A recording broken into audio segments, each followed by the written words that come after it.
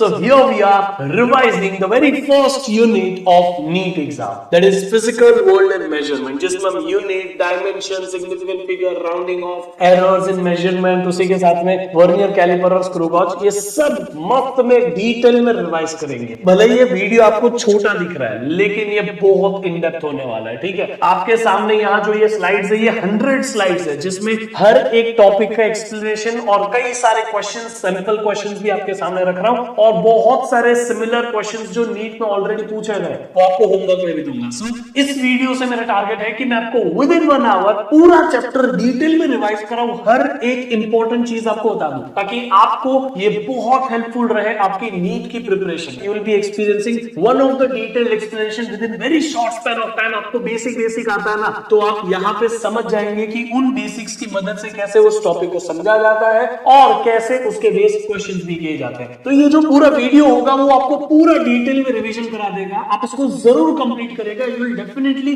Boost your confidence level in this chapter बेटा। बाकी सही में सारे चैप्टर के लिए आपको वन शॉट दूंगा जिसको मैं 1 घंटे के अंदर कंप्लीट करूंगा, that I will be called it as super shot. ठीक है, बाकी आपको जो भी इस चैप्टर में डाउट हो मुझे बताइएगा कमेंट बॉक्स में। आपको ये सेशन कैसा लग रहा है जरूर कमेंट करके बताइएगा। और दूसरी बात ये है कि आपको मैं इसके ऊपर डीपीपी भी शेयर कर दूंगा टेलीग्राम चैनल पे, तो join the Telegram channel. So without wasting much time let's get started for the quick recap. तो चलिए शुरू करते हैं। सबसे पहले फिजिकल क्वांटिटी के बारे में बात करते हैं। Physical quantity is anything that we can measure is called as physical quantity. Mass we can measure it is physical quantity, time we can measure it is physical quantity, length we can measure it is physical quantity. अब कई बार आप phenomena में और physical quantity में फर्क नहीं कर पाते, जैसे कि रिफ्रैक्शन ऑफ लाइट, ये कोई फिजिकल क्वांटिटी नहीं है, this is the phenomena. Electric field, ये फिजिकल क्वांटिटी नहीं है, electric field intensity is a physical quantity. Magnetic field, ये फिजिकल क्वांटिटी नहीं है, magnetic field induction is a physical quantity. समझ में आ गया? सो आपको बेसिक अंतर पता होना चाहिए। कोई भी फिजिकल क्वांटिटी को हम ऐसे रिप्रेजेंट करते हैं n into u, where n is numerical value and u is unit। ये न्यूमेरिकल वैल्यू और यूनिट का ये रिलेशन होता है। कोई भी आप नंबर लिखोगे, कोई भी फिजिकल क्वांटिटी रिप्रेजेंट करोगे, n will be inversely proportional to u। जहां न्यूमेरिकल वैल्यू बड़ी दिखेगी वहां यूनिट छोटा दिखेगा, जहां न्यूमेरिकल वैल्यू छोटी दिखेगी वहां यूनिट अपने आप बड़ा दिखेगा। देख लो कैसे, ये 1 किलोमीटर और 1000 मीटर सेम ही तो है, इन दोनों की वैल्यू सेम है। मतलब न्यूमेरिकल वैल्यू की बात नहीं कर रहा हूं, just in terms of value दोनों के दोनों एग्जैक्टली सेम है। ठीक है, अब ये 1 किलोमीटर में यूनिट बड़ा है तो नंबर छोटा है, 1000 मीटर में यूनिट छोटा है तो नंबर बड़ा है। समझ में आ गया? तो यही चीज मैं रिप्रेजेंट करना चाह रहा था कि number is inversely, numerical value is inversely proportional to unit. But in terms of value 1 kilometre जितना लेंथ होता है उतना ही लेंथ 1000 मीटर भी होता है, और आप उसको इस फॉर्मूला से सॉल्व कर सकते हो। कई बार आपको जरूरत पड़े तो यूनिट कन्वर्जन इसी फॉर्मूला से होता है। ठीक है, जैसे कि 1 किलोमीटर, तो किलो की वैल्यू आपको पता होनी चाहिए, किलो इज 1000 और 10⁻3। Kilo is the letter given to 10⁻3 और 1000 नंबर, तो आप किलो की जगह 10⁻3 रख दीजिए। ऐसे ही नैनो इज कितना बेटा, नैनो कितना है तो 10⁻⁻9 है, तो 1 नैनोमीटर, 1 का 1 नैनो की जगह 10⁻⁻9, मीटर का मीटर हो गया कन्वर्जन। 5 सेंटीमीटर, 5 का 5 सेंटी की जगह 10⁻2 और मीटर। ये मेरा आपको बताना इसलिए जरूरत है बेटा कि अभी भी कई बच्चे गलत तरीके से कन्वर्जन करते हैं। कन्वर्जन करने का सिंपल सा रूल है, आप 7 मिलीमीटर को मीटर में कन्वर्ट करना चाहते हो, 7 का 7 लिखा, मिली की जगह 10⁻³ जो उसकी वैल्यू है देख लो, और उसके बाद मीटर का मीटर लिख दिया। So this is how we convert the values. Okay, I hope आपको समझा। अब बात आती है सिस्टम ऑफ यूनिट्स की। बहुत पहले से कई सारे सिस्टम चली आ रही थी, जब हम इतने कनेक्टेड नहीं थे एज अ वर्ल्ड आपस में, तब CGS system, FPS system, MK system, ये सब चली आ रही थी। जितने भी कंट्रीज जो ब्रिटिश स्फीयर ऑफ इन्फ्लुएंस के अंदर आते थे, ब्रिटिश राज में थे, वो सब एफपीएस सिस्टम को यूज करते थे। फिर धीरे धीरे साइंटिस्ट लोगों ने फ्रांस में और यहाँ पे सब लोगों ने मिलकर एक ऐसी यूनिट सिस्टम बनाई जो उन लोगों के लिए कन्वीनियंट थी, तो गॉसियन यूनिट सिस्टम उसको बोला जाता है, व्हिच इज कॉल्ड सीजीएस। और उसके बाद ना सब लोग धीरे धीरे कर करके, आपने सभी ने जाना होगा फ्रेंच रिवॉल्यूशन, तो फ्रेंच रिवॉल्यूशन के बाद एक नई सिस्टम निकलने चालू हो गई, वो हुई अभी MKS यूनिट सिस्टम। तो ये 3 यूनिट सिस्टम है, आपको बेसिक पता है, centimetre, gram, second, foot, pound, second system, metre, kilogram in second system. अभी इनमें से कोई भी सिस्टम बेस्ट नहीं थी जो पूरा दुनिया एक्सेप्ट कर सके, क्योंकि सबसे सुपर पावर कंट्री अमेरिका जो इसको एक्सेप्ट नहीं कर रहा था, ठीक है। उसके बाद में और भी 2 कंट्रीज है, बट उसका कोई इतना वो नहीं है। अमेरिका में अपनी खुद की यूनिट सिस्टम वो चला रहे। तो एक बार पूरे दुनिया के सारे कंट्रीज ने साथ में बैठ के डिसाइड करने का सोचा कि क्यों ना हम एक यूनिट सिस्टम बनाए जो सब लोग को फॉलो करनी पड़े, and that is going to help you. और हर जगह यूनिट कन्वर्जन की जरूरत नहीं पड़ेगी। फिर कोई भी कंट्री आपस में ट्रेड कर रही है, उनके लिए हर कोई सेम लैंग्वेज में बात करेगा, तो सबके लिए समझना इजी हो जाएगा, कोई कंफ्यूजन, कोई एरर के चांसेस कम हो जाएंगे। तो सब मिलके एक नई सिस्टम बनाने के लिए आए। तो उसके पहले उन्होंने सोचा कि अच्छा यूनिट क्या होता है। तो good unit is something which is universally accepted, हर कोई एक्सेप्ट करे, जो प्रॉपरली डिफाइन हो। ऐसा नहीं कि तेरे लिए अलग, मेरे लिए अलग, मेरे लिए 1 मीटर उतना, तेरे लिए 1 मीटर इतना, ऐसा नहीं चल सकता। इनवेरिएबल हो, सबके लिए सेम, चेंज नहीं होना चाहिए, नॉट पेरिशेबल। 1 मीटर समय के साथ खत्म नहीं होना चाहिए। जैसे अगर मैं बोलूं कि मैंने 1 केजी यूरेनियम को बोल दिया, आज इतना यूरेनियम बोला इसको, ये इतना यूरेनियम जो है आज से 1 केजी है। अब वो यूरेनियम तो धीरे धीरे रेडियो एक्टिव है, खत्म होते जाएगा, तो थोड़े दिन बाद इतना यूरेनियम बचेगा, तो ये थोड़ी 1 केजी। अब हर कोई अलग अलग 1 केजी थोड़ी बोल सकता है। तो पेरिशेबल नहीं होना चाहिए, खत्म नहीं हो जाना चाहिए, इजीली डुप्लीकेबल होना चाहिए, हर कोई उसको रिप्रोड्यूस कर पाना चाहिए। आज इंडिया में अभी समझो एक स्केल है, ठीक है, उसमें 1 मीटर इतना है, वो रख दिया फ्रांस के कोई म्यूजियम में। अब वो 1 मीटर वो किसी ने वो स्केल को जाके तोड़ दिया, पूरी दुनिया में हाहाकार मच गया कि भाई 1 मीटर कहां गया, अब 1 मीटर कितना होगा कैसे पता। तो कोई भी इजीली रिप्रोड्यूस कर पाए वैसा, and this does not change with time and place. ये सारी चीजें एक अच्छे यूनिट सिस्टम की होनी चाहिए और एक अच्छे यूनिट की होनी चाहिए। तो सबने एक यूनिट सिस्टम बनाया which is SI unit system. SI unit system जो था उसमें क्वांटिटीज को 2 तरीके से डिवाइड किया, fundamental and derived. Fundamental physical quantities वो क्वांटिटी होती है जो खुद के लिए किसी और पे डिपेंड नहीं करती, और डिराइव्ड क्वांटिटीज वो क्वांटिटीज होती है जो खुद को बनाने के लिए दूसरी फंडामेंटल क्वांटिटी से बनती है। मैं आपको बहुत सिंपल तरीके से बताता हूं। फंडामेंटल फिजिकल क्वांटिटीज वैसी क्वांटिटीज है, एक्चुअली इनको चूज किया गया है कि इनको इनको इनको इनको फंडामेंटल लो, ठीक है, बाकी और कुछ नहीं है। और डिराइव्ड क्वांटिटीज वो है जो इन्हीं की मदद से डिराइव की जाए, ठीक है। अब ABCDEFGH आप 26 अल्फाबेट पढ़ लो, है ना, तो आप वो 26 अल्फाबेट्स पढ़ लो, उसके बाद आप कोई भी वर्ड बना सकते हो। आप आई लव यू लिख सकते हो, हेट लिख सकते हो, कुछ भी लिख सकते हो, है ना, तुषार लिख सकते हो, आपका खुद का नाम लिख सकते हो। तो वो 26 अल्फाबेट के कॉम्बिनेशन से हर एक चीज बन सकती है। वैसे ही इन 7 फंडामेंटल क्वांटिटी के कॉम्बिनेशन से हर एक फिजिकल क्वांटिटी जो दुनिया में एग्जिस्ट करती है हर एक बन सकती है। और ये 7 फंडामेंटल क्वांटिटी आपको पता है, length, mass, time, temperature, current, luminous intensity, amount of substance, और उनका unit metre, kilogram, second, ampere, kelvin, candela. ये कैनेडा नहीं है, कैंडेला है, ठीक है, ये मोल। अब इसमें जो भी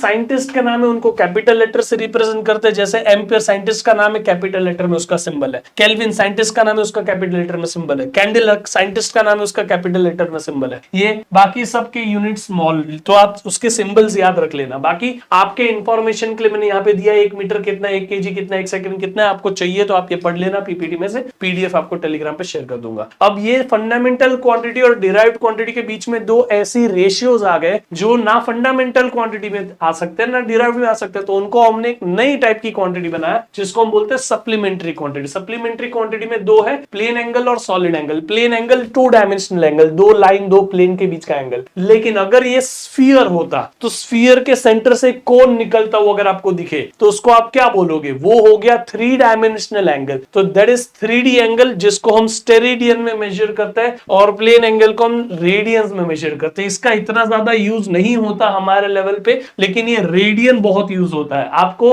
फिजिक्स में जब भी एंगल रखना हो अभी से आदत डाल देना कि आप एंगल को हमेशा रेडियन में रखेंगे। 30 degree π/6 radian, 60 degree π/3 radian, 45 degree π/4 radian, 90 degree π/2 radian. याद रखिएगा, आपको एंगल रेडियन में डालने से कभी भी रॉन्ग आंसर नहीं आएगा, क्योंकि कई बार क्या होता है कि सिर्फ थीटा होता है, साइन कॉस टेन कॉट नहीं लगे होते, सिर्फ थीटा होता है। तब उस थीटा को अगर आपने डिग्री में डाल दिया, आपका आंसर खलास, खत्म, वहीं पे आपका आंसर गलत। आपको ये कहां पे अटकेगा, जब आप वेव फेज डिफरेंस और पाथ डिफरेंस वाले रिलेशनशिप को पढ़ोगे, वहां पे एंगल अकेला रखना पड़ेगा। तब आप फेज डिफरेंस में एंगल को ना रेडियन में रखिएगा प्लीज, यूनिट उसका डिग्री मत डालिएगा, अदरवाइज रॉन्ग हो जाएगा। अब डिराइव्ड क्वांटिटी बाकी सारी डिराइव्ड ही है। अभी जो हमने 7 और 2 ये फंडामेंटल और सप्लीमेंट्री पढ़ी, उसके उसके अलावा सारी डिराइव्ड है। फिर वो स्पीड हो गया, फोर्स हो गया, मोमेंटम हो गया, प्रेशर हो गया, वॉल्यूम हो गया, कुछ भी बात करो सब डिराइव्ड है। ठीक है, अब उसके डायमेंशन निकालने की बात आती है। तो डायमेंशन कैसे निकाले जाते हैं बेटा? डायमेंशन निकालने के लिए सिंपल सा तरीका है, आप एक स्क्वायर ब्रैकेट लीजिए, स्क्वायर ब्रैकेट के अंदर सारे फंडामेंटल क्वांटिटीज डाल दीजिए, सारे फंडामेंटल। कितने फंडामेंटल क्वांटिटीज है? 7। सो स्क्वायर ब्रैकेट लिया, length, mass, time, temperature, current, luminous intensity, amount of substance. Amount of substance को MOL मोल भी लिखा जाए। आप सारी फंडामेंटल क्वांटिटीज डाल, ठीक है। अब आपने जैसे ही सारी फंडामेंटल क्वांटिटी डाली, आपने जिस क्वांटिटी का डायमेंशन निकालना है उस डिराइव्ड क्वांटिटी में वो फंडामेंटल क्वांटिटी कितनी बार है वो देखो। जैसे कि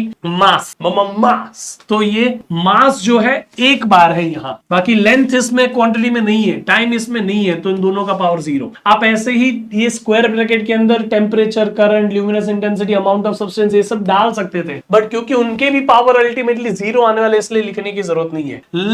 लेंथ के लिए मास का पावर 0, लेंथ का पावर 1, टाइम का पावर 0। इधर करंट होगा तो करंट का पावर 0, टेम्परेचर होगा तो टेम्परेचर को थीटा से लिखो, क्योंकि टाइम से तो टी से तो टाइम लिख लिया है, तो थीटा का पावर 0, हर किसी का पावर 0। ऐसे ही कर करके टाइम का, टेम्परेचर को के भी लिखते हैं कोई जगह पे, कोई थीटा भी लिखता है, it's up to us. Current के लिए ए भी लिखा जाता है या आई एज अ सिंबल भी लिखा जाता है। समझ में आ गया? तो ये उनके यूनिट, उनके डायमेंशन। अब आप यहाँ पे देख लो, जैसे मोमेंटम हो गया, मोमेंटम में क्या होता है? मास और वेलोसिटी, ठीक है। तो मोमेंटम का डायमेंशन बनाने के लिए आप सिंपल सा काम करिए, स्क्वायर ब्रैकेट लीजिए, इसमें length, mass, time, temperature, current सब लिख सकते हैं, लेकिन जरूरत नहीं इसलिए लिख नहीं रहा हूं, ठीक है। अब मोमेंटम में मोमेंटम का फॉर्मूला हो गया मास इनटू वेलोसिटी। मास का यूनिट क्या हो गया? केजी। वेलोसिटी का यूनिट मीटर पर सेकंड, ठीक है। अब आपके पास पूरा यूनिट हो गया, जिसमें सारे के सारे यूनिट फंडामेंटल क्वांटिटी के यूनिट है, फंडामेंटल यूनिट है। अब आप यहां पे आइए, आप सिर्फ रिपीट करिए, L represents length, length is measured in metre, metre एक बार है।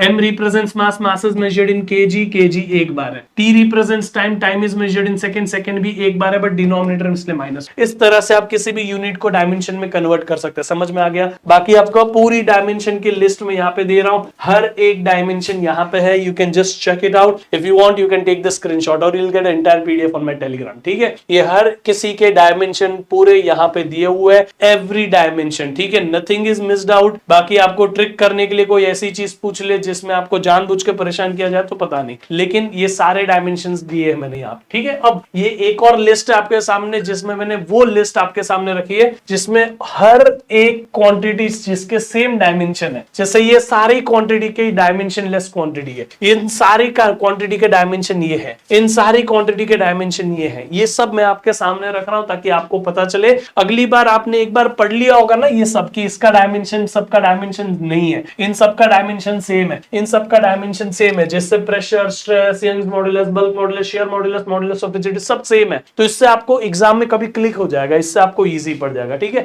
अच्छा, दूसरी चीज आपको मैं ये बता दूं कि कई बार प्लैंक्स कांस्टेंट और एंगुलर मोमेंटम के डायमेंशन सेम है कि नहीं पूछे जाते, दे आर सेम, ठीक है। एक्सेलरेशन सॉरी ग्रेविटेशनल कांस्टेंट के डायमेंशन बहुत बार पूछे गए, कैपिटल जी का डायमेंशन। इसके अलावा एप्सिलॉन नॉट, म्यू नॉट, इसके डायमेंशन भी कई बार पूछे गए, अच्छे से उसको याद कर लेना, ठीक है। बाकी डायमेंशंस और इन सब के यूनिट और डायमेंशन की एक रूल होता है, सिंपल सा रूल है, 3 एप्पल प्लस 2 एप्पल तो ही आप बोल सकते हो ना 5 एप्पल। 3 एप्पल प्लस 2 ऑरेंज आप नहीं बोल सकते कि 5 एप्पल या 5 ऑरेंज या 2 एप्पल या 2 ऑरेंज, ऐसा नहीं बोल सकते। सो सेम चीजें ही आपस में ऐड हो सकती है। सो हम डायमेंशंस के केस में इक्वल टू को, प्लस को और माइनस को सेम ट्रीट करेंगे। मैं एक्चुअली आपको शॉर्टकट के लिए ऐसा बोल सकता हूं कि जहां प्लस दिखे उसको इक्वल टू ट्रीट करो, जहां माइनस दिखे उसको भी इक्वल टू ट्रीट करो, इन टर्म्स ऑफ डायमेंशन ओनली। तो जिधर जिधर इक्वेशन में प्लस माइनस है वहां वहां इक्वल टू डाल दो, और वो हर एक टर्म जो प्लस से, माइनस से या इक्वल टू से सेपरेट हुई है उन सबके डायमेंशन सेम होने चाहिए, तब आप बोल सकते हो कि all the quantities have same dimension. तो यहाँ ए, बी, सी, डी इन सब के डायमेंशन सेम होने चाहिए। समझ में आ गया? ये अगर ये ए स्पीड है तो बी, डी, सी, डी भी स्पीड होनी चाहिए, भले स्पीड जैसा दिखे ना, जैसे कि v is equal to U plus at। अब आपको पता है ये तो स्पीड है, ये भी स्पीड है, लेकिन ये at स्पीड जैसा दिख नहीं रहा है, बट ये स्पीड का ही काम कर रहा है। समझ में? ये स्पीड ही है एक तरीके से। अब आपको दिखेगा s is equal to ut plus half at square. तो आपको यहां समझ में आ रहा है कि s डिस्प्लेसमेंट है, तो ये डिस्प्लेसमेंट जैसा दिख नहीं रहा है, बट ये डिस्प्लेसमेंट ही, आप इसका यूनिट निकाल के देखो यूनिट मीटर आएगा, ये भी इसका यूनिट निकाल के देखो यूनिट मीटर आएगा। समझ में आ गया? बाकी dimensionless quantities are the quantities which are ratio, all mathematical constants are dimensionless constants, they यानी पाई, समझ में आ गया। ऐसे कॉन्स्टेंट, रिडबक्स कांस्टेंट और ये सब नहीं, रिडबक्स कांस्टेंट का यूनिट अच्छे से याद कर लेना, पूछा जाता है। ऑल स्टैंडर्ड मैथमेटिकल फंक्शंस जैसे sine, cos, tan, cot, log, ये ई रेज टू समथिंग, वो सब डायमेंशनलेस है, ठीक है। आपको यहाँ पे होमवर्क में क्वेश्चन दे रहा हूँ, स्ट्रेस का डायमेंशन नीट 2020 में पूछा था, कैपिटल जी का डायमेंशन बता देना। ये आपको फोर्स का फॉर्मूला यहाँ पे दिया हुआ है, जिसके हिसाब से आप ईटा का डायमेंशन निकालिए, ठीक है। मैं आपको ना एक मस्त अच्छा रेनॉल्ड नंबर का डायमेंशन भी आप निकाल देना, ठीक है। तो ये सारे आपको होमवर्क में दे रहा हूँ, इट्स एन इजी थिंग, मैं आपको ऑलरेडी लिस्ट दे चुका हूँ। दूसरा चीज, आप ना अगर डायमेंशन और यूनिट्स में अटकते हैं, डायमेंशन निकालने में अटक जाते हैं, इतना सारा याद रखने का ऑब्वियसली हमारे पास समय नहीं है। हम क्या कर सकते हैं पता है, अलग अलग फोर्स के फॉर्मूला की मदद से डायमेंशन निकालना, अलग अलग एनर्जी के फॉर्मूला की मदद से डायमेंशन निकालना सीख लो। क्यों? इलेक्ट्रोस्टैटिक्स में भी एनर्जी होगी, आप इलेक्ट्रोस्टैटिक्स में फोर्स भी होगी, इसी तरह मैग्नेटिज्म में भी एनर्जी होगी, मैग्नेटिज्म में भी फोर्स होगी, मैकेनिक्स में भी फोर्स होगी, मैकेनिक्स में भी एनर्जी होगी। सो ये एनर्जी और फोर्स ऐसी चीज है जो हर अलग अलग मॉडल, हर अलग अलग हम कह सकते हैं यूनिट्स में सेम आ जाती है, समझ में आ गया। इसीलिए हम एनर्जी को यूज करके, फोर्स को यूज करके यूनिट और डायमेंशन निकालना सीखे, that will be our easy formula, ठीक है। अब बाकी application of dimensional analysis, there are 3 application. Number 1 is checking the dimensional correctness of equation, ये हम अभी नहीं करने वाले, जैसे मैंने आपको बताया एलएचएस और आरएचएस दोनों के डायमेंशन सेम है कि नहीं, हर एक टर्म के वो पता कर लो। S is equal to ut plus half at square, plus और माइनस को ट्रीट करो इक्वल टू के जैसे, एस का यूटी का हाफ एटी स्क्वायर का डायमेंशन सेम है कि नहीं चेक कर लो, तो सेम इक्वेशन करेक्ट होगी, ठीक है। To convert a physical quantity from one system to another system, conversion factor 1 newton कितना डाइन होता है, या 1 टेस्ला कितना गॉस होता है, ये सब पता करने का तरीका है। डिड्यूसिंग रिलेशनशिप बिटवीन फिजिकल क्वांटिटी, ये उसका थर्ड एप्लीकेशन है। अब आपको यहाँ पे क्वेश्चन बता रहा हूं, ठीक है। ये checking the consistency of dimension, dimensional consistency check करने के तरीके से ही इस इक्वेशन का आपको क्वेश्चन पूछा जा सकता है, जैसे कि u is equal to p cos theta qt plus pi by s, ठीक है। ये आपको एक इक्वेशन दे दी है और आपको क्या बोला है, p का और q का डायमेंशन बताइए। ये p का और q का डायमेंशन, ये u आपको बोला है एनर्जी है और t टाइम है, तो एनर्जी को तो एनर्जी से ही इक्वेट किया जा सकता है, तो p भी क्या हो गई बेटा, एनर्जी हो गई, समझ में आ गया। और q का भी तो डायमेंशन चाहिए, तो qt और pi by 6 ये दोनों इक्वल है। ये pi by 6 जो है वो तो देखो क्या है बेटा, एक एंगल है, तो QT must be equal to pi by 6, ऐसा लिख लो। क्यों? डायमेंशन वाइज बेटा, ये पाई बाय 6 यानी इसका यूनिट क्या हो गया, रेडियन, तो टाइम इज इक्वल टू क्या हो गया, टी, अरे sorry, Q is equal to क्या हो गया, रेडियन अपॉन टाइम, टाइम का यूनिट क्या है, सेकंड, रेडियन पर second is the unit of Q। अब आप इस हिसाब से डायमेंशन बताओ, रेडियन और स्टेरेडियन सप्लीमेंट्री क्वांटिटीज का कोई डायमेंशन नहीं होता, सो इसका डायमेंशन सिर्फ P-1 हो गया। ये एंगुलर फ्रीक्वेंसी जैसी क्वांटिटी, P तो एनर्जी है, सो आपको उसका डायरेक्टली पता है। सोल्यूशन यहाँ है, एक बार जरूर देख लेना अगर आपको थोड़ा सा जल्दी लगा मेरे सॉल्विंग पार्ट। बाकी ऐसा ही सेम क्वेश्चन आपको यहाँ पे दे रहा हूं, डी और टी का डायमेंशन सेम होगा, बी टी और ए का डायमेंशन बी के डायमेंशन जितना होगा। आई होप आप समझ पा रहे हो। और ये जो सी अपॉन डी प्लस टी है उसको थोड़ा सा सॉल्व करना पड़ेगा, क्योंकि ये नीचे डिनोमिनेटर में टाइम है, न्यूमरेटर में क्या है पता कर लो, v को इक्वेट करके वेलोसिटी का यूनिट इक्वेट, थोड़ा ट्राई करिएगा। अब एक और क्वेश्चन है यहाँ पे, y इज अ डिस्प्लेसमेंट, तो a भी तो डिस्प्लेसमेंट ही हुई, ये साइन का तो कोई यूनिट डायमेंशन नहीं होता, bt और cx ये इक्वल है, इनके डायमेंशंस, इनके यूनिट सेम होने चाहिए, तो आप bt इक्वल टू cx कर लो, अब बाकी आपको b का और c का यूनिट डायमेंशन पता चल जाएगा, ठीक है। बाकी उसमें इतना कोई बड़ा बात नहीं है। आई होप आप ये सारे क्वेश्चन अभी कर लोगे, आपको कुछ क्वेश्चंस देके जा रहा हूँ। ये टाइप के क्वेश्चंस आजकल बहुत फेमस हो रहे हैं नीट में और बहुत बार पूछे गए, जैसे कि फोर्स, एक्सेलरेशन और टाइम को हमने फंडामेंटल क्वांटिटी लिया, तो बताइए डायमेंशन ऑफ द लेंथ। तो हम क्या करेंगे, फोर्स को,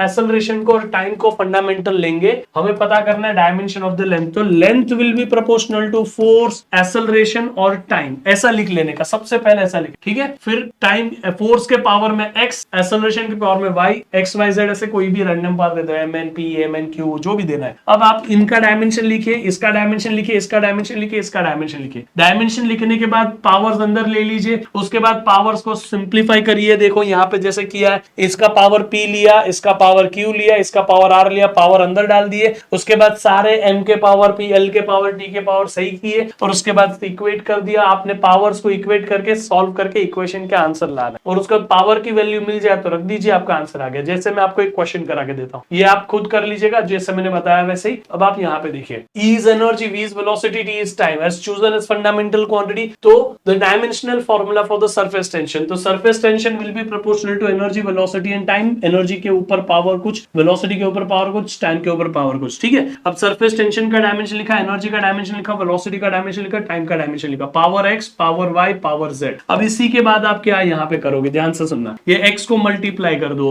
पावर्स के, वाई को मल्टीप्लाई कर दो, जेड को मल्टीप्लाई कर दो, तो ये बन गया आपका एक्स मल्टीप्लाइड वाई मल्टीप्लाइड और जेड मल्टीप्लाइड पावर्स। अब आप क्या करो, एल के पावर सारे एक साथ इकट्ठा लिख लो, एम के पावर सारे एक साथ इकट्ठा लिख लो, जेड टी के पावर सारे एक साथ इकट्ठा लिख लो, ठीक है। तो आप यहाँ पे, अच्छा ये एक मैंने यहाँ मिस्टेक करी है बेटा, टी के ऊपर पावर -2x - y + z होगा, यहाँ पे बस इतना करेक्शन कर लेना, ठीक है। अब आपकी 3 इक्वेशन बनेगी, एल के पावर को कंपेयर कर दो, एल के पावर को कंपेयर करो, ठीक है, एम के पावर को कंपेयर करो, ठीक है, फिर टी के पावर को कंपेयर करो, ये आप यहाँ पे -y जरूर डाल देना। उसके बाद में x की वैल्यू तो आपको मिल गई, x का पावर 1 आ गया, अब x को सब्स्टिट्यूट करो यहाँ पे तो आपको y की वैल्यू मिल जाएगी, x और y दोनों यहाँ पे सब्स्टिट्यूट करो, z की वैल्यू मिल जाएगी। समझ में आ गया? एक बार जरूर खुद ट्राई करके जरूर देखना, ठीक है। बाकी ये सिमिलर काइंड ऑफ क्वेश्चन आपको होमवर्क में दे रहा हूं जो 2014 में पूछा था। डायमेंशंस की कुछ लिमिटेशंस है। What are the limitations of dimension? Dimension से आपको कांस्टेंट नहीं मिलता, u = s = ut + ½ at²। इसमें s =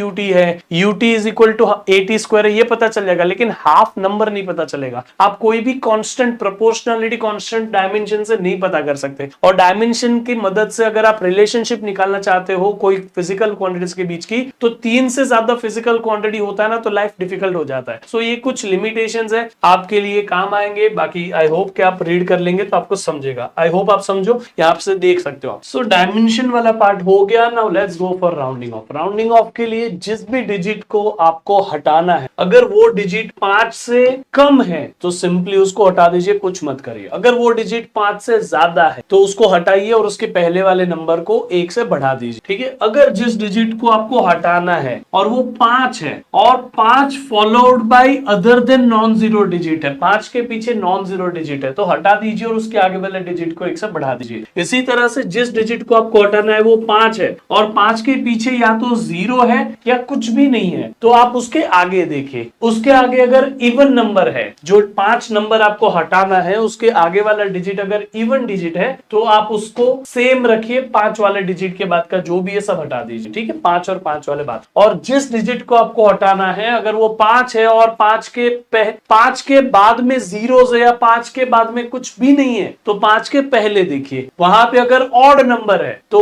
आपको 5 हटाना है और जो ऑड नंबर है उसको 1 से बढ़ा के इवन बना दे। समझ में आ गया? यही 2 चीजें यहाँ पे लिखी है। इफ देयर इज अ 5 और उसके पीछे कुछ नहीं हो या फिर 0 हो तो उसके आगे वाला डिजिट इवन हो तो सेम रहने दीजिए, आगे वाला डिजिट ऑड हो तो इंक्रीमेंट कर दीजिए। ये राउंडिंग ऑफ के रूल्स है। आपको हर बार जब न्यूमेरिकल सॉल्व करते हो, फाइनल आंसर लाते हो, तो आइडियल केसेस में आपको answer, final answer round of करके ही देना चाहिए और उसमें सिग्निफिकेंट फिगर्स को काउंट करके आंसर देना चाहिए, जिसके बारे में मैं भी बता देता हूं आपको। सिग्निफिकेंट फिगर्स क्या होती है? सिग्निफिकेंट फिगर्स वो नंबर ऑफ डिजिट्स है जिन पे आपको कॉन्फिडेंस है, ठीक है। ऐसे नंबर ऑफ डिजिट्स जिस पे आप अश्योर हो सकते हो कि ये परफेक्ट है, यानी कि ये प्रिसाइज है। समझ में आ गया? तो सिग्निफिकेंट फिगर्स हमें प्रिसीजन के बारे में बताते हैं कि आपका आंसर कितना ज्यादा प्रिसाइज। जैसे 5.2 सेंटीमीटर, 5.234 सेंटीमीटर, 5.2378910 सेंटीमीटर। तो जितने ज्यादा नंबर ऑफ डिजिट वाला आंसर होगा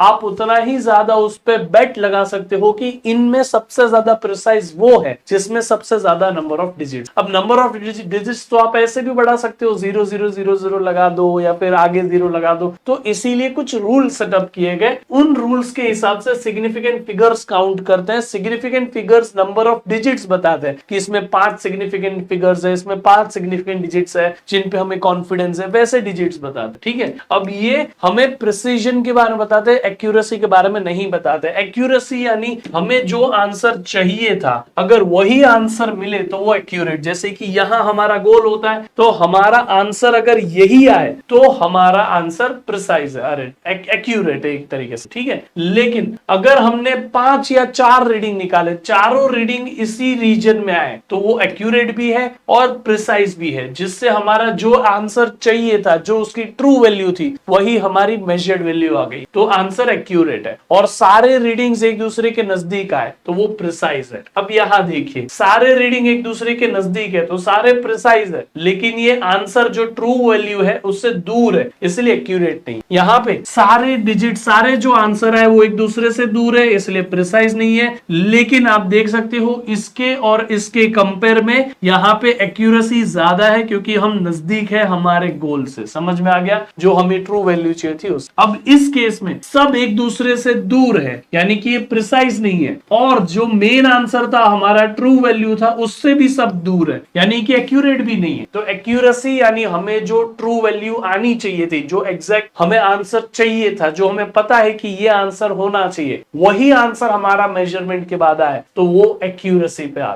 लेकिन वो आंसर कितना ट्रू वैल्यू के नजदीक है, समझ में आ गया? यानी वो कितना प्रिसाइज है, आप एक तरीके से बोल सकते हो, वो जिस पे आपको एकदम कॉन्फिडेंस हो। कोई बच्चा आपके पास नंबर लेके आया 5.2 सेंटीमीटर, कोई दूसरा बच्चा आपके पास नंबर लेके आया 5.23 सेंटीमीटर, कोई तीसरा बच्चा आपके पास आंसर लेके आया 5.235 सेंटीमीटर, तो 5.235 थर्ड बच्चे के पास ज्यादा प्रिसाइज आंसर है, क्योंकि उसने ज्यादा डिटेल मेजरमेंट किया है। So this is all about precision. अब rules for significant figures simple है, बहुत सिंपल है। All non zero digits are significant, इसमें 3 सिग्निफिकेंट फिगर्स है। A zero between 2 non zero, 2 non zero के बीच में जो जीरो आता है वो एक्चुअली काउंट होता है, तो इसमें भी 3 सिग्निफिकेंट फिगर्स है। इसी तरह लीडिंग जीरो, जो नंबर के पहले जीरोस है, स्टार्टिंग अगर जीरो से हो तो स्टार्टिंग में कितने भी जीरो वो काउंट नहीं होते, दोस आर नॉन सिग्निफिकेंट, ये नॉन सिग्निफिकेंट है। समझ में आ गया? ये भी नॉन सिग्निफिकेंट, ये भी नॉन सिग्निफिकेंट, ये भी नॉन सिग्निफिकेंट, तो एक ही सिग्निफिकेंट फिगर है। ट्रेलिंग जीरो, ट्रेलिंग जीरो वाला थोड़ा ट्रिकी है, इसीलिए मैं आपको यहाँ पे एक मस्त सा रूल समझा देता हूं, ध्यान से सुनिएगा। बहुत सारी बुक में, लिटरली बहुत सारी बुक में ये गलत दिया है, कई सारे टीचर्स के साथ बात करके, और मैंने ये कंक्लूजन निकाला कि आपको सही तरीका ये है ट्रेलिंग जीरो को देखने का। ट्रेलिंग जीरो यानी नंबर के पीछे लगने वाले, तो अगर उसमें डेसिमल वाला कोई नंबर है, डेसिमल वाला नंबर है, बीच में डेसिमल है कहीं, तो आप सारे डिजिट्स को, सारे जीरोस को सिग्निफिकेंट कह दो। जैसे यहाँ डेसिमल है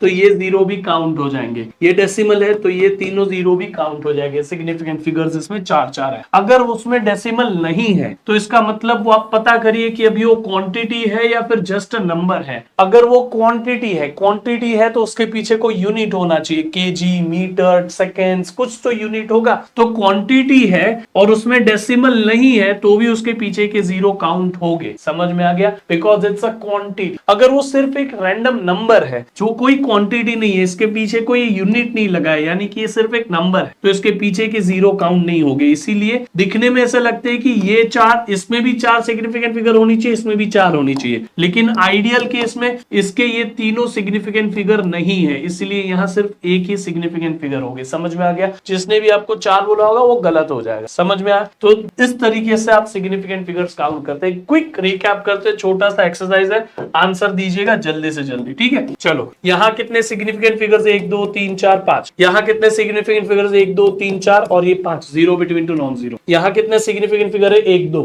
यहाँ कितने सिग्निफिकेंट फिगर है? 1 2, क्योंकि ये इसके पीछे कोई यूनिट नहीं हो, इसलिए पीछे वाला जीरो काउंट नहीं होगा। इसमें डेसिमल है, यहाँ डेसिमल नहीं था इसलिए भी काउंट नहीं हुआ। यहाँ डेसिमल है, हाँ है, डेसिमल है तो पीछे का जीरो काउंट हो जाएगा। 1 2 3, यहाँ पे 1 2। अब ये वाला रूल मैं आपको बता दूंगा अभी, डोंट वरी। ये log 2 या सिर्फ डिजिट 2, अगर आपके पास कोई एग्जैक्ट आंसर मिल गया कि इस चीज का आंसर 2 होना चाहिए, तो 2 इतना प्रिसाइज है कि उसको आप बहुत ज्यादा प्रिसाइज बोलोगे, आपको एक्चुअल आंसर 2 आ गया, फिक्स है, 2 पॉइंट समथिंग समथिंग है ही नहीं, तो ये सबसे ज्यादा प्रिसाइज हुआ ना। पर इसका सिग्निफिकेंट फिगर तो सिर्फ एक ही है, यानी कि सिग्निफिकेंट फिगर्स के रूल के हिसाब से ये बहुत कम प्रिसाइज, बट आइडियल सेंस में जो आपका परफेक्ट आंसर 2 चाहिए था, एग्जैक्ट कांस्टेंट आंसर 2 है, वही आंसर 2 निकला आपका, तो ये सबसे ज्यादा प्रिसाइज हुआ। इसीलिए कोई अगर एकदम फिक्स नंबर आपको दिख जाए, कोई कांस्टेंट नंबर आपको दिख जाए, तो इसमें infinite number of significant figures होते हैं। जैसे log 2 का आंसर भी एक फिक्स आएगा, जैसे डिजिट 2 भी जो है वो फिक्स आएगा, जैसे पाई की वैल्यू वो भी फिक्स आएगी, उसमें भी infinite number of significant figures. समझ में आ गया? इस तरीके से last rule is simple about exponential numbers. कोई भी नंबर को ऐसे रिप्रेजेंट करो तो 10 के पावर को भूल जाओ, इसमें सिग्निफिकेंट फिगर्स के सारे रूल लगा दो, 3 सिग्निफिकेंट फिगर्स, इसमें भी सारे भूल जाओ इसको, और सिग्निफिकेंट फिगर्स इसमें काउंट करो। सिंपल है, समझ में आ गया?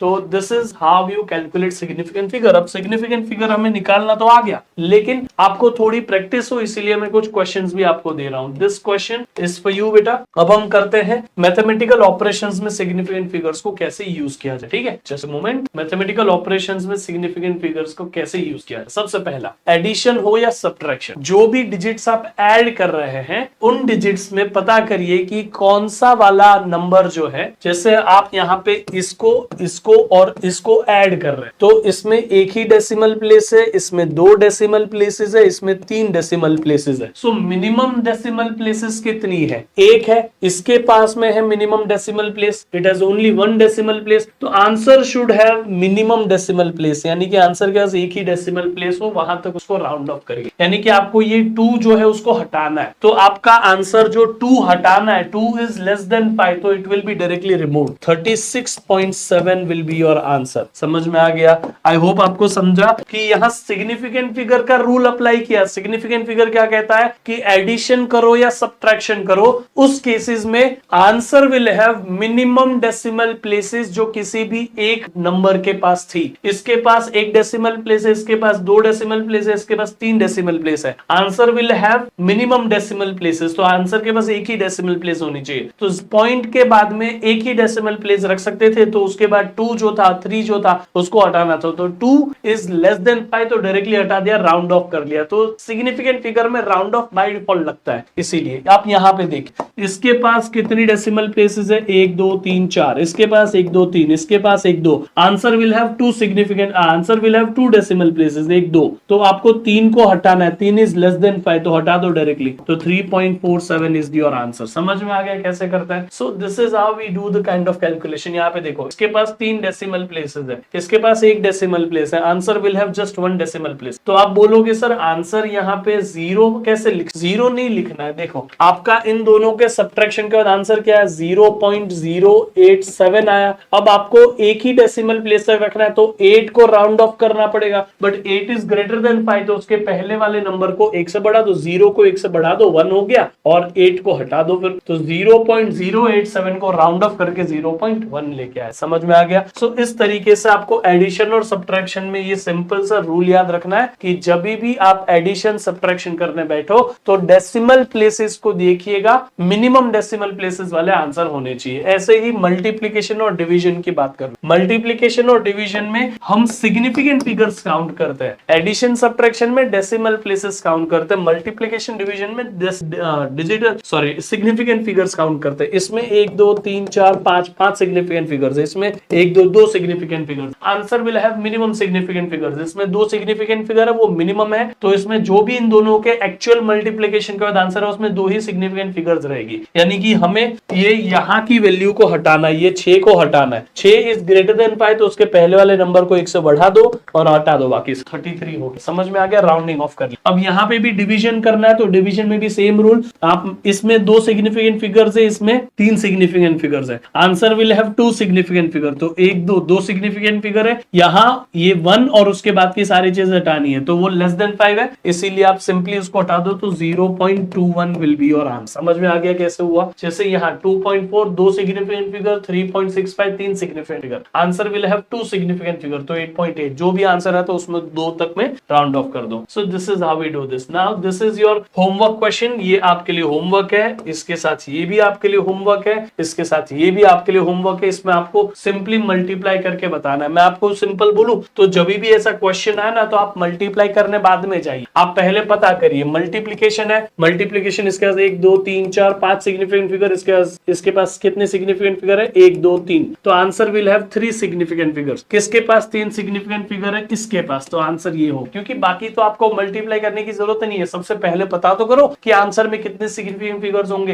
तो इस तरीके से आप क्या कभी कभी कैलकुलेशंस को डायरेक्टली कर सकते हो। इसमें देखो एरिया निकालना था, लेंथ और ब्रेड्थ दी है, यानी बात सिंपली वो मल्टीप्लिकेशन की कर रहा है। मल्टीप्लिकेशन में आंसर के नंबर ऑफ सिग्निफिकेंट फिगर्स हम पता कर सकते हैं। कैसे? इसके पास 3 सिग्निफिकेंट फिगर है, इसके पास 2 सिग्निफिकेंट फिगर है, तो answer will have 2 significant figures, इसलिए यही एक आंसर है जिसका 2 सिग्निफिकेंट फिगर है। So this is how you can simply do this kind of questions without even solving it. समझ में आ गया? आई होप आपको समझा। Now we are going for errors in measurement. Errors in measurement is very simple thing. Errors in measurement is an amazing part. आपको पता होना चाहिए एरर क्या होता है। एरर एक डिफरेंस है, आपका एक्चुअल जो आंसर आना चाहिए था, ट्रू वैल्यू जो होनी चाहिए, उसका आपकी मेजर्ड वैल्यू से आपने मेजरमेंट किया, फॉर्मूले से एक आंसर लाया और आपने एक आंसर मेजरमेंट करके लाया। फॉर्मूले से जो आंसर है आप उसको मानते हैं ट्रू वैल्यू यूजुअली, और जो आपने मेजरमेंट किया वो मेजर्ड वैल्यू। इन दोनों का आंसर आंसर सेम नहीं आया, बाय डिफॉल्ट कभी भी सेम नहीं आता, थोड़ा तो हमेशा गैप रहता ही इन दोनों, ठीक है। तो वो जो गैप रहा वो है आपका एरर। हमेशा याद रखिए अगर ये ट्रू वैल्यू है, उससे कम आपका मेजर्ड वैल्यू आया तो ये आपका बीच में जो गैप बचा वो एरर है। ये ट्रू वैल्यू है, ये मेजर्ड वैल्यू है, तो ये गैप भी एरर है। एरर में पॉजिटिव नेगेटिव कुछ नहीं होता है, इसीलिए जब अगर हम फॉर्मूला लिखे error is true value minus measured value तो मॉड डाल सकते हैं। मॉड डालने से क्या पता चल जाता है कि इसमें पॉजिटिव नेगेटिव साइन का कोई रोल नहीं। समझ में आ गया? अब ये आपको याद रखना है, इसीलिए हम मेजरमेंट करते कोई भी कैलकुलेशंस को तो हम 4 तरीके के एरर्स निकाल लेते हैं। Absolute error, mean absolute error, relative error, percentage error. कैसे करते हैं मैं बताता हूं। समझ लीजिए कि आपने लेंथ मेजरमेंट करनी थी, आपने 5 रीडिंग लिए। अब ये पांचों रीडिंग आपने ले लिए, आप क्या करोगे, इन पांचों में से कौन सा सबसे ज्यादा एक्यूरेट है आपको नहीं पता, इसलिए आप उसका मीन वैल्यू लोगे। मीन यानी सबको ऐड किया, divide by number of reading कर दिया, तो डिवाइड बाय 5 कर दिया, ठीक है। अब आपने उसके बाद में ये जो मीन वैल्यू निकाली उसको सबसे सब्ट्रैक्ट कर दिया। ये मीन वैल्यू में से L1 सब्ट्रैक्ट कर दिया तो एरर इन L1 मिल गया। मीन वैल्यू में से L2 सब्ट्रैक्ट कर दिया, एरर इन L2 मिल गया। मीन वैल्यू में से L3 सब्ट्रैक्ट कर लिया तो L3 में एरर मिल गया। अब L1 में से मीन वैल्यू डिवाइड सब्ट्रैक्ट कर रहे हो या फिर मीन वैल्यू में से L1 डिवाइड सब्ट्रैक्ट कर रहे हो, उससे ज्यादा फर्क नहीं पड़ता। क्यों? क्योंकि यहाँ मॉड है, तो आपको सिर्फ डिफरेंस पे काम करना है, वो प्लस या माइनस नहीं होता है एरर कभी भी, याद रखना। तो डेल्टा L2 डेल्टा L3 ये सारे जो निकाले वो हर किसी रीडिंग के अंदर कितना एरर था मीन वैल्यू के अकॉर्डिंग, वो आपके काम का आ गया। मीन वैल्यू को अभी हम ट्रू वैल्यू के जैसे ट्रीट करेंगे जब हमारे पास एक्चुअल ट्रू वैल्यू नहीं है। तो ट्रू वैल्यू ये हो गई, और ट्रू वैल्यू में से हर एक मेजर्ड वैल्यू को सब्ट्रैक्ट कर दो, आपको हर एक रीडिंग का एब्सोल्यूट एरर मिल गया। समझ में आ गया? अब आपको जैसे हर एक रीडिंग का एब्सोल्यूट एरर मिल गया, जैसे इन पांचों में से सबसे ज्यादा एक्यूरेट कौन था, कोई नहीं, तो हमने उसका मीन ले लिया। इन पांचों एरर में से सबसे ज्यादा एक्यूरेट एरर किसको माने, कोई नहीं, तो हम उसका भी मीन ले लेंगे। तो mean absolute error is all absolute errors का मीन। बेटा समझा? ये पांचों को डिवाइड ऐड कर दो, डिवाइड बाय 5 कर दो। अब आपका फाइनल आंसर आप टीचर को कैसे रिप्रेजेंट करोगे, मीन वैल्यू प्लस और माइनस, एक्चुअली यहां माइनस भी लिखना चाहिए, मीन वैल्यू प्लस और माइनस मीन एब्सोल्यूट एरर, ये हो गया आपका फाइनल रीडिंग। आप टीचर को ये रिप्रेजेंट करो। अब टीचर आपको शायद सवाल पूछे इसमें कितना परसेंटेज एरर है, कितना फ्रैक्शनल एरर है, कितना रिलेटिव एरर है, तो आपको रिलेटिव एरर या फ्रैक्शनल एरर निकालना हो, this value divided by this value, mean absolute error divided by mean value. इसी तरह परसेंटेज एरर निकालना हो तो इस फ्रैक्शन को मल्टीप्लाई बाय 100 कर दो, परसेंटेज एरर निकल। समझ में आ गया? इस तरीके से इसको याद रखिएगा। बाकी सबके बारे में डिटेल में यहाँ दिया हुआ है, आप पढ़ सकते हैं, डेफिनेशन वाइज आपको मिल जाएगा, ठीक है। अब प्रोपोगेशन ऑफ एरर, एरर्स जो है एडिशन, सब्ट्रैक्शन, मल्टीप्लिकेशन, डिवीजन में क्या होते हैं, कैसे होते हैं, वो सब हम यहाँ पे बात। मैं आपको सिंपल टर्म्स में बता दूं तो आपके लिए सिर्फ ये एक ही पेज इनफ है। अगर दो क्वांटिटी ऐड हो रही है तो उनके एब्सोल्यूट एरर को ऐड कर दो, वही सेम काम सब्ट्रैक्शन में भी होता है। दो क्वांटिटी ऐड हो या सब्ट्रैक्ट हो, उनके एब्सोल्यूट एरर तो ऐड ही होंगे, एब्सोल्यूट एरर कभी सब्ट्रैक्ट नहीं हो सकते। एक्चुअली कोई भी एरर कभी सब्ट्रैक्ट नहीं करो, ठीक है। इसका रीजन है, हम हमेशा ना मैक्सिमम एरर निकालने में बिलीव रखते हैं। मैक्सिमम एरर आपने निकाल लिया तो आपको पता है कि इससे कम एरर हो सकता है, लेकिन इससे ज्यादा नहीं हो सकता। आप किसी को अगर अपनी गलती बताओ तो ज्यादा से ज्यादा गलती बता दो ना, उससे ज्यादा नहीं निकलना चाहिए, वरना भरोसा टूट जाएगा। समझ में आ गया? तो आपको पता है कि इसमें 5% का एरर आ सकता है, तो आप मैक्सिमम 5% हो ना, तो आप बता दो कि इसमें मैक्सिमम 5% आ सकता है, वो 5 से ज्यादा नहीं जाएगा। तो हम जो भी काम करें उसमें मैक्सिमम लेके चलेंगे ना, उससे कम हुआ तो हमारा फायदा है एरर, उससे कम एरर निकला तो हमारा फायदा है, लेकिन उससे ज्यादा निकला तो हमारा आगे का पूरा कैलकुलेशन गलत हो जाएगा। इसीलिए हम हमेशा मैक्सिमम प्रोबेबल एरर बताने के लिए बात करते हैं। तो समेशन और डिफरेंस दोनों करते वक्त में एब्सोल्यूट एरर ऐड कर दीजिए। परसेंटेज प्रोडक्ट या डिवीजन, मल्टीप्लिकेशन या डिवीजन करते वक्त में आप परसेंटेज एरर को ऐड करिए, परसेंटेज एरर के टर्म्स में ऐड करिए। और जब भी पावर रेज्ड हो तो पावर मल्टीप्लाई कर दीजिए, यही सिंपल सा रूल है। बाकी मैं आपको हर एक के बारे में स्पेसिफिक बता देता हूं। अगर दो क्वांटिटी ऐड हो, x is a plus b, तो मीन वैल्यूज तो ऐड कर ही दीजिए, ठीक है। a और b ऐड करके फाइनल आंसर x ला दीजिए। लेकिन एरर्स को क्या करेंगे, तो डेल्टा x निकालने के लिए, एरर इन x निकालने के लिए इन दोनों के एब्सोल्यूट एरर को ऐड कर दीजिए, सिंपल सी बात। और रिलेटिव या परसेंटेज एरर निकालना हो तो आप ये फॉर्मूला से निकाल सकते हैं, दोनों के परसेंटेज एरर डिवाइडेड बाय दोनों की वैल्यू। ये कुछ नहीं है बेटा, ये तो डेल्टा x ही है और a प्लस b x ही है, तो delta x upon x into 100 कुछ अलग थोड़ी ना है, वही सेम काम सब्ट्रैक्शन में भी कर लो। बस यहाँ पे एरर ऐड होता है। ये तो देखो, ये डेल्टा x की वैल्यू और ये x की वैल्यू, यहाँ x is a minus b, बस उतना सा फर्क है, ठीक है। बाकी प्रोडक्ट के वक्त में आपको सिंपल से बात बता दूं तो percentage error of x is equal to percentage error of a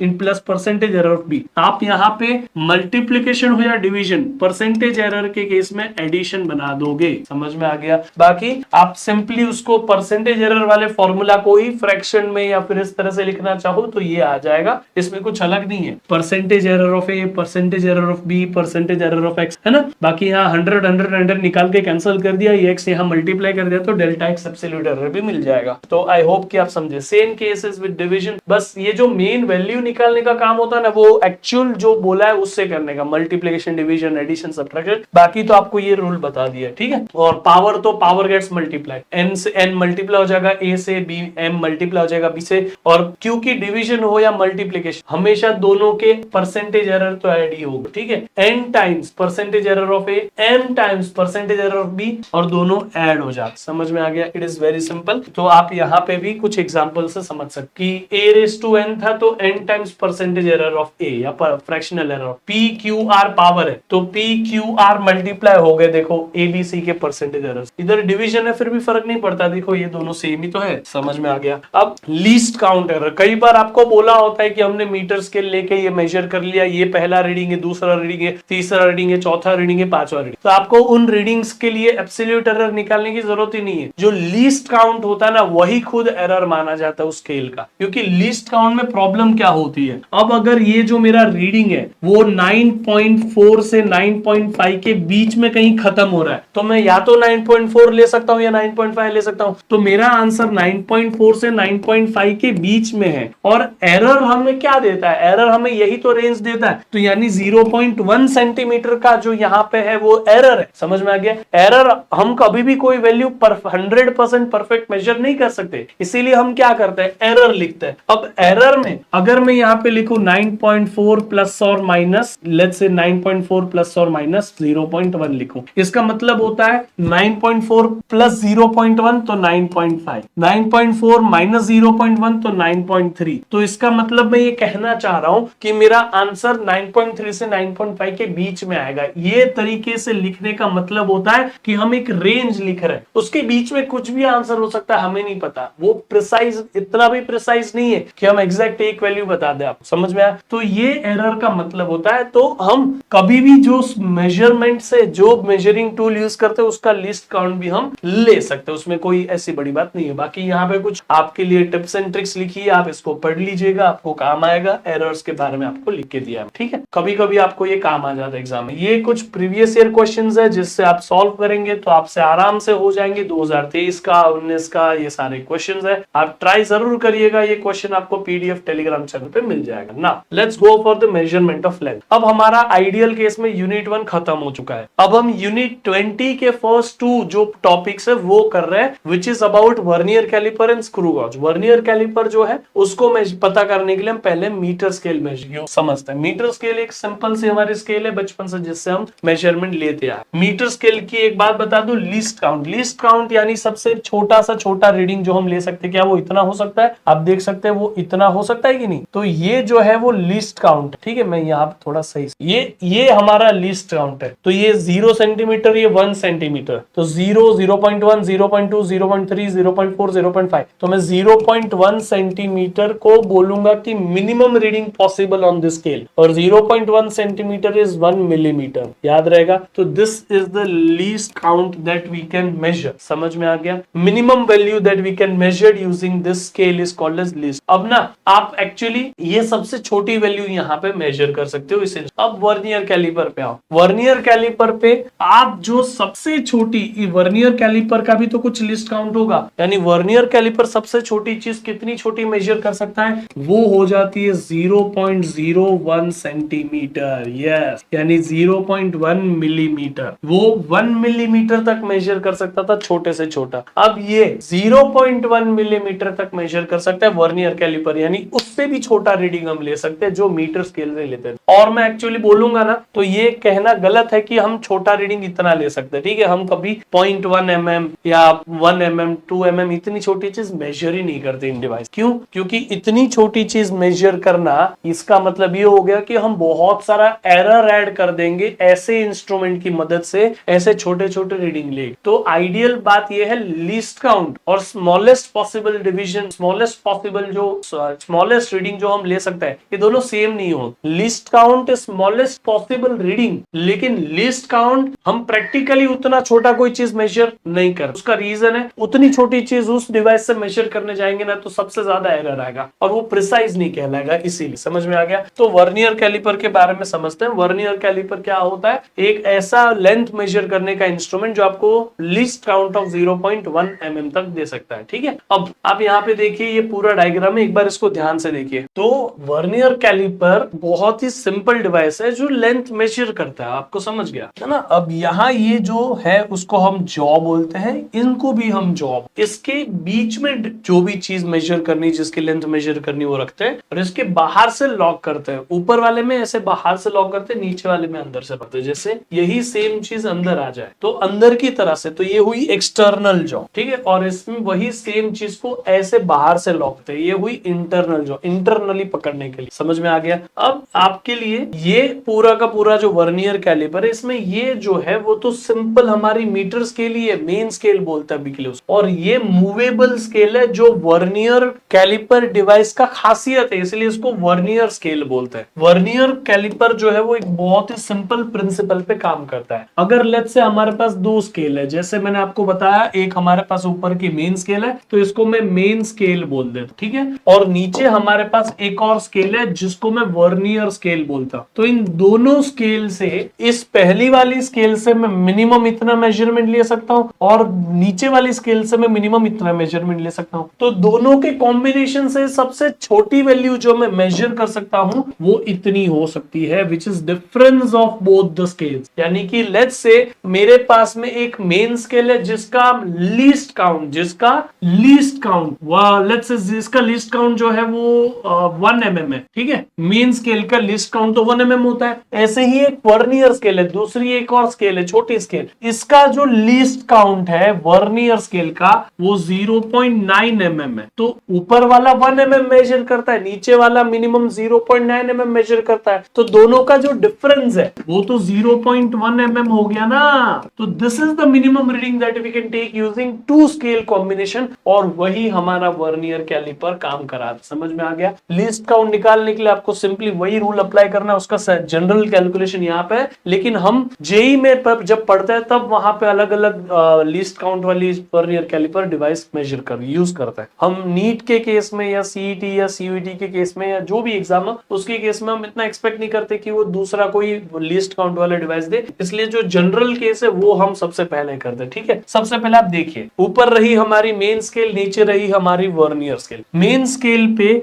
यहां से यहां तक जो है लेंथ, उसमें 9 रीडिंग्स है, ठीक है। 9 ऐसे डिविजन्स है, तो 9 मेन स्केल डिवीजन और उतनी ही लेंथ में यहां नीचे वर्नियर स्केल में 10 डिविजन्स है। तो दोनों लेंथ इक्वल है, जिसमें 9 मेन स्केल डिवीजन आते हैं तो 10 वर्नियर स्केल डिवीजन आता है। तो यहां पे लिखो ना, जितने वर्नियर स्केल डिवीजन जितने मेन स्केल डिवीजन से इक्वल हो आप लिख लो। हर बार इतना ही हो जरूरी नहीं है, जनरल केसेस में इतना ही होता है। तो 10 vernier scale division is equal to 9 main scale division. 10 से डिवाइड कर दो तो यहाँ 1 vernier scale division will be equal to 0.9 main scale division. और आपको जो लीस्ट काउंट है, वैसे कि मैंने आपको अभी प्रिंसिपल बताया, उसमें क्या बोला, हम ये जो गैप है ना उसका यूज करते हैं, वो हमारा सबसे स्मॉलेस्ट रीडिंग हो गया when we are using two scales. तो smallest reading is the difference of main scale and vernier scale. तो स्मॉलेस्ट रीडिंग यानी least count of entire device is the difference of main scale का least count and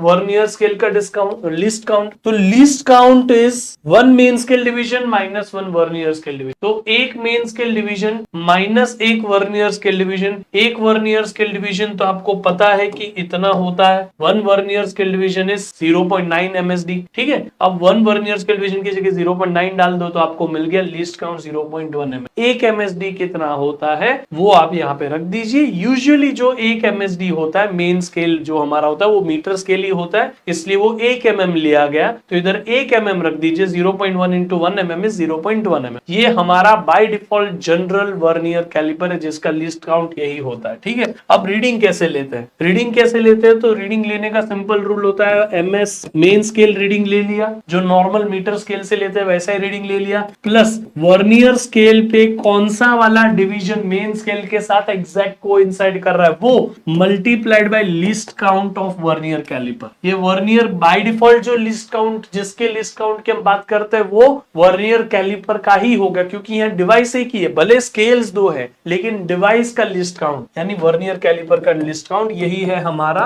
reading. और यही यहाँ दो अलग अलग फॉर्मूला जो भी उनसे बताया गया, मैं आपको देखो एक एग्जांपल के तौर पे करके बताता हूँ, ठीक है। मैंने ये चीज उठाई यहाँ पे फिट कर दी, जैसे मैंने फिट की आप ध्यान से अगर देखने जाओगे तो मेन स्केल ये रही, तो मेन स्केल पे सबसे लास्ट जिसके बाद नीचे वाली वर्नियर स्केल शुरू हो रही है वो वाला कांटा आप जरा ध्यान से देखो तो यहाँ है ना, 1.5, 1.6, 1.7, 1.8, 1.9, तो 1.9 is my main scale division. समझ में आ गया, तो मैं यहाँ पे क्या लिख दूंगा 1.9, समझा कि नहीं, तो 1.9 मेन स्केल रीडिंग हो गया, मेन स्केल रीडिंग है इन। अभी ये 1.9 तो ऑब्वियस सी बात है सेंटीमीटर्स में बात कर रहे हैं कि नहीं, 0 सेंटीमीटर, 1 सेंटीमीटर, 2 सेंटीमीटर, 2 सेंटीमीटर में थोड़ा कम 1.9 सेंटीमीटर, तो 1.9 में यहाँ सेंटीमीटर में है, ये जस्ट आपके समझने के लिए लिख लो। अब बात करते हैं यहाँ पे आगे वर्नियर स्केल। वर्नियर स्केल में कौन सा वाला जो कांटा है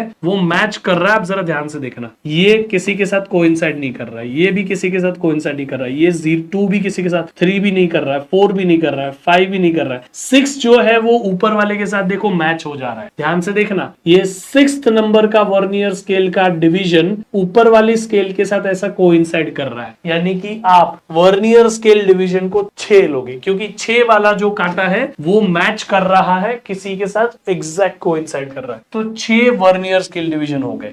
कितना हो गया बेटा 6, तो आप यहाँ पे लिखिए 6, ठीक है। अब लीस्ट काउंट आप रखिए, लीस्ट काउंट या आप mm में रख सकते हैं, सेंटीमीटर में रख सकते हैं। mm में आपको पता है 0.1 mm है, सेंटीमीटर में आपको पता है 0.01 mm, 0.01 सेंटीमीटर है, तो क्योंकि मैं इसको सेंटीमीटर में रख रहा हूं तो मैं इसको भी सेंटीमीटर में रखूंगा, तो 0.01 सेंटीमीटर बोल के करूंगा काम, समझ में आ गया। तो 1.9 सेंटीमीटर प्लस 6 इंटू 0.01 सेंटीमीटर, तो मेरा आंसर क्या आ गया बेटा, ये सिंपल सा देखो 1.96 सेंटीमीटर, खत्म भाई। ये सब मल्टीप्लिकेशन बहुत इजी होता है, ये एक डिजिट तक तो हमें मीटर स्केल से मिल गया, अगला डिजिट देने का काम वर्नियर स्केल डिवीजन करता है, समझ में आ गया। आप अगर देखो 1.9 को 19 लिखते, इन mm बोल देता हूं, mm में 19 mm लिखते, तो प्लस 6 इंटू यहाँ पे ये mm में लिख रहे हो आप, तो यहाँ 6 इंटू ये लीस्ट काउंट भी mm में लिखते हैं 0.1 mm, 0.1 इंटू 6 0.6, तो 19.6 हो गया, ये 19.6 mm हो गया।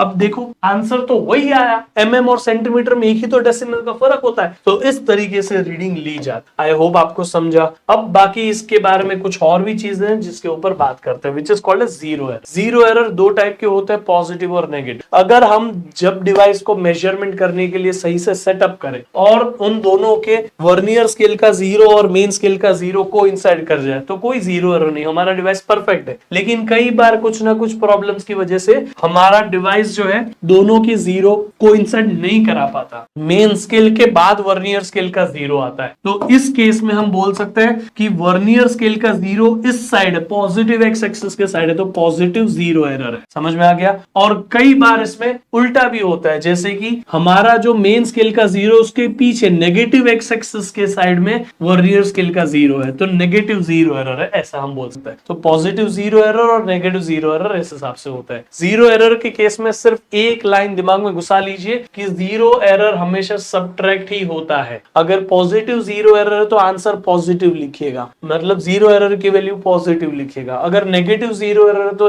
जीरो एरर की वैल्यू नेगेटिव लिखेगा। लेकिन जीरो एरर कभी ऐड करने की गलती मत करिएगा, ठीक है। जैसे आप नॉर्मल रीडिंग लेते हैं वैसे ही लेने का, उसमें से जीरो एरर सबट्रैक्ट कर डालने का। जीरो एरर पॉजिटिव है तो बाय डिफॉल्ट सबट्रैक्शन ही होगा, जीरो एरर अगर खुद नेगेटिव है तो subtraction minus this sign, negative sign, तो आंसर जो होगा वो ऐड होके आ जाएगा। तो हमें वो सबका टेंशन नहीं लेना है, जीरो एरर हमेशा सबट्रैक्ट होता है, बस आपको value of zero error positive लेना है कि नेगेटिव, वो आपको ध्यान। तो जीरो एरर को निकालते कैसे वो मैं आपको बताता हूँ। जीरो एरर बहुत सिंपल तरीके से निकलता है। सबसे पहले आइडेंटिफाई करें कि वो पॉजिटिव है कि नेगेटिव। मेन स्केल के बाद वर्नियर स्केल का जीरो है तो वो पॉजिटिव जीरो एरर। तो जो भी आप जीरो एरर निकालेंगे, कैसे निकालेंगे बताऊंगा, उसको पॉजिटिव वैल्यू देंगे। अगर मेन स्केल के पहले ही जीरो आ गया वर्नियर स्केल का, तो जो भी आप जीरो एरर निकालेंगे वो नेगेटिव दिखेगा। ठीक है, अब जीरो एरर निकालने का बहुत सिंपल सा फंडा है। आप देखिए वर्नियर स्केल पे कौन सा वाला जो काटा है ऊपर के साथ कोइंसाइड कर जाएगा मेन स्केल के साथ, वो उतने number of divisions of vernier scale multiply by list count. Simple. जैसे कि मैं आपको एक क्वेश्चन बताता हूं जिससे आपको क्लियर हो जाएगा। यहाँ पे देखिए, आप इस क्वेश्चन में पूछा गया कि जीरो एरर निकालिए, तो आपका मेन स्केल के बाद वर्नियर स्केल का जीरो, इसका मतलब positive zero error, answer positive आएगा। दूसरा, आप पता करिए कौन से डिवीजन के साथ मैच हो रहा है वर्नियर स्केल और मेन स्केल। तो ये 0, ये 1, ये 2, ये 3, थर्ड डिवीजन जो है वर्नियर स्केल का वो मेन स्केल के साथ कोइंसाइड कर रहा है। तो 3, third vernier division multiplied by least count. जो लीस्ट काउंट वर्नियर स्केल का होता है 0.1 mm होता है, तो vernier scale division into least count which gives you zero error. क्योंकि ये पॉजिटिव जीरो एरर था, आंसर पॉजिटिव में लिखिए, नेगेटिव होता तो नेगेटिव में लिखिए, फिर जो भी वैल्यू है उसको सब्ट्रैक्ट कर दीजिए एक्चुअल रीडिंग जो आपने इसके पहले की, प्रीवियस रीडिंग। समझ में आ गया? कुछ क्वेश्चन आपके लिए छोड़ रहा हूं, प्लीज इसे करिएगा। Now let's come on to screw gauge. Screw gauge क्या होता है? Screw gauge is another instrument that measures the length of anything. Okay, usually हम इसको छोटी छोटी लेंथ मेजर करने के लिए यूज करते हैं। रीजन, क्योंकि ये और ज्यादा प्रिसाइज है मीटर स्केल और वर्नियर कैलिपर के। मीटर स्केल जो होती है वो आपको मेजर करके देती है लिस्ट काउंट 1 mm के साथ। मीटर स्केल का लिस्ट काउंट जो होता है वो 1 mm होता है। वर्नियर कैलिपर का जो लिस्ट काउंट होता है वो 0.1 mm होता है। लेकिन स्क्रू गॉज का लिस्ट काउंट जो होता है वो 0.01 mm हो सकता है। इससे भी कुछ अलग हो सकता है, बट हम general vernier caliper, general screw gauge की बात कर रहे हैं। तो ये चीज आपको और प्रिसाइज और एक्यूरेट मेजरमेंट दे सकती है। ठीक है, अब इसमें आपको ये कुछ ऐसा दिखता है जहां पे ये जो स्क्रू है वो इस सर्कुलर स्केल की मदद से आगे आगे भेजा जाता है या पीछे पीछे लिया जाता है। ठीक है, यहाँ हमारी वही मेन स्केल है जो मीटर स्केल के रीडिंग्स होते हैं वही है यहाँ पे, और कुछ नहीं है। अब बाकी आप इसको घुमा के यहाँ पे चीजों को फिट कर सकते हैं, फिर आप रीडिंग कैसे लेते हैं वो मैं आपको समझाता हूँ, डोंट वरी। अब देखिए पिच क्या है। पिच कितना होता है कि अगर आपने स्क्रू को घुमाया, एक बार घुमाने पे वो कितना डिस्टेंस अंदर गया वो उसका पिच है। समझ में आ गया? जैसे कि नॉर्मली हम बोल सकते हैं कि distance moved upon number of rotations, कितना डिस्टेंस आगे गया डिवाइडेड बाय कितना बार रोटेट करना पड़ा। तो 1 mm अगर आगे जाएगा एक बार रोटेट करने पे तो उसका पिच 1 mm। यही हमारा जनरल पिच होता है जो जनरली हम यूज करते हैं वो। बाकी लिस्ट काउंट का फॉर्मूला बहुत सिंपल है, बस पिच पहले निकाल लीजिएगा। Pitch divided by number of divisions on circular. Usually हम जो जनरली यूज करते हैं सर्कुलर स्केल, उसमें 100 डिवीजन होते हैं हमारे टेक्स्ट बुक में जो डायग्राम दिया होगा उसमें, और कई बार 50 भी होते हैं। 50 और 100 वाला ये जो है वो हमारे लिए कॉमन है। तो आप याद रखिएगा लिस्ट काउंट में टोटल नंबर ऑफ डिवीजन या 50 दिखेंगे या 100 दिखेंगे। ठीक है, पिच जो है अभी हमने कैसे निकाली वो आप यहाँ पे रख दीजिएगा। इस तरह से आप लिस्ट काउंट निकाल सकते हैं। बाकी फॉर्मूला इज एग्जैक्टली सेम बेटा। वर्नियर कैलिपर और स्क्रू गॉज के फॉर्मूला में कोई फर्क नहीं है, बस वहां वर्नियर स्केल थी, यहाँ सर्कुलर स्केल है। आप याद करिए वहां रीडिंग क्या हुआ था, main scale reading plus vernier scale division into list count. यहाँ पे फॉर्मूला क्या है, main scale reading plus circular scale division into list count, कुछ अलग नहीं है। तो जीरो एरर क्या होता है वो यहाँ पे भी एग्जैक्टली सिमिलर ही है जैसे कि हमने वर्नियर कैलिपर में समझा। ठीक है, आप यहाँ पे भी पता करिए positive zero error, negative zero error. अगर जो आपकी ये रेफरेंस लाइन है, आप वर्नियर कैलिपर यहाँ पे देखिए, ये वर्नियर कैलिपर रहा। नॉर्मल वर्नियर कैलिपर वो होता है जिसमें आप इसको पूरी तरह से क्लोज कर दीजिए, स्क्रू को घुमा घुमा के इसको पूरा बंद कर दिया, तब आपका सर्कुलर स्केल का 0 और वर्नियर स्केल का यहाँ पे जो 0 काउंट है ना, वो लाइन दोनों हॉरिजॉन्टल लाइन मैच हो जाए। जब हॉरिजॉन्टल लाइन मैच हो जाए तब आपका वो नॉर्मल डिवाइस है। लेकिन कई बार ऐसा नहीं होता तो हम बोलते हैं वहां पे जीरो एरर है। जैसे कि आप यहाँ देख सकते हैं ये रेफरेंस लाइन के ऊपर सर्कुलर स्केल का 0 है, यानी कि यहाँ नेगेटिव जीरो एरर है। हम जहां से उसको घुमाते उसके पहले वो थोड़ा घूम चुका है तो नेगेटिव जीरो एरर। अब यहाँ पे आप देखा ये रेफरेंस लाइन है, रेफरेंस लाइन के नीचे हमारा सर्कुलर स्केल का 0 है, यानी कि ये पॉजिटिव जीरो एरर है। समझ में आ गया? नेगेटिव जीरो एरर में 0 ऊपर होता है सर्कुलर स्केल में, और पॉजिटिव जीरो एरर में 0 नीचे होता है सर्कुलर स्केल के। बाकी ये रीडिंग मत रीड करिएगा, थोड़ा सा रॉन्ग है। ठीक है, बाकी आई होप आप समझ। अब मैं एग्जांपल के तौर पे आपको यहाँ जैसे कि अगर मैं, आप इधर देखिएगा, ध्यान से समझिएगा बेटा। ठीक है, अब इसको ध्यान से, अगर मैं यहाँ पॉजिटिव जीरो एरर देता हूं, पॉजिटिव 0 एरर मैंने सिर्फ 3 का दिया, तो देखो 3 डिवीजन नीचे है हम, यानी कि आप ध्यान से देख सकते हैं 0 रेफरेंस लाइन के नीचे सर्कुलर स्केल का 0 है, यानी पॉजिटिव 0 एरर है। उसके बाद आप first division, second division, third division पे आ चुके हैं। आप ध्यान से समझोगे तो ये 0 है, तो ये 1 है, तो ये 2 है, तो ये 3 है, तो 3 into least count of screw gauge, ये निकाल के देता है आपका 0 एरर, है ना। तो least count of screw gauge कितना होता है 0.01 mm, 0.01 mm, तो 3 इंटू 0.01 mm, ये हो गया आपका लिस्ट काउंट। सिंपल सी बात है। तो इससे आपको लिस्ट काउंट समझा, आई होप आप याद रखेंगे इस चीज को। देख लिस्ट काउंट आई होप आपको समझा, 3 डिवीजन पे वो पहले से है। अब मैं आपको यहाँ पे 0 एरर थोड़ा नेगेटिव कर देता हूँ, ठीक है। आप ध्यान, ये रहा आपका रेफरेंस लाइन, और रेफरेंस लाइन के ऊपर आपका 0, यानी 0 एरर नेगेटिव है, तो नेगेटिव 0 एरर लिखा जाएगा। अब 0 के बाद 1 2 3 4 5 6 पे हमारा रेफरेंस लाइन मैच हो रहा है, तो 6 इंटू कितना बेटा, least count of screw gauge which is 0.01 mm, तो आप कर दीजिए, तो आपको पता चल चुका कि इतना हमारा 0 एरर है। बस जो भी हमारा पॉजिटिव आंसर आया तो पॉजिटिव 0 एरर, नेगेटिव आंसर आया तो नेगेटिव 0 एरर, उसको हम फाइनल रीडिंग में से क्या कर लेंगे, सब्ट्रैक्ट कर लेंगे, और यही हमारा फाइनल आंसर देगा। तो वर्नियर कैलिपर और स्क्रू गॉज में कुछ अंतर एज सच नहीं है, स्केल अलग अलग है, बस उतना याद रख लीजिएगा, बाकी दोनों का तरीका सिमिलर है। आपके लिए कुछ क्वेश्चन दे रहा हूं, आप जरूर इसमें पिच निकालने के लिए देखो एक्चुअल रीडिंग निकालना है या फिर किस अलग अलग टाइप के क्वेश्चंस आपको दे रहा हूं। 2021 में पूछा हुआ क्वेश्चन भी है ये, तो there is a question from NEET 2020, जरूर ट्राई करिएगा, you will be able to do this. I hope कि आपको समझा। मैं आप सभी के लिए ऐसे ही विद इन 1 आवर आप सभी को अगर पूरा चैप्टर एक्सप्लेन कर पाऊं डिटेल में, वैसे लेक्चर्स ला रहा हूं। सो जरूर इस वीडियो को अपने सारे फ्रेंड्स के साथ शेयर करिएगा, और आप इस वीडियो को सेव कर लीजिएगा, ताकि जब भी आपको एक ही घंटे में पूरा चैप्टर रिवाइज करना हो, आपको ये वीडियो अवेलेबल मिले, ठीक है। दूसरी बात, आप जब भी रिवीजन करना चाहे इस तरीके से रिवीजन करेंगे, तो आपको देखो, आप आज के इस सेशन से समझ गए होंगे कि मैंने पूरा डिटेल में हर एक चीज को एक्सप्लेन किया। We have done some of the questions as well, हमने कई सारे क्वेश्चंस भी किए। So this is how I can help you throughout your NEET and CUET and let's say JEE preparation. तो आप इसी तरह से पढ़ते रहिए, मचाते रहिए। बाकी आपको कौन सा टॉपिक मुझसे डिटेल में सीखना है इस चैप्टर में से जरूर मुझे बताइएगा, ताकि मैं उसके ऊपर एक अलग से वीडियो डाल दूं। बाकी next chapter will be coming out tomorrow. Bye bye, see you, take care, love you all.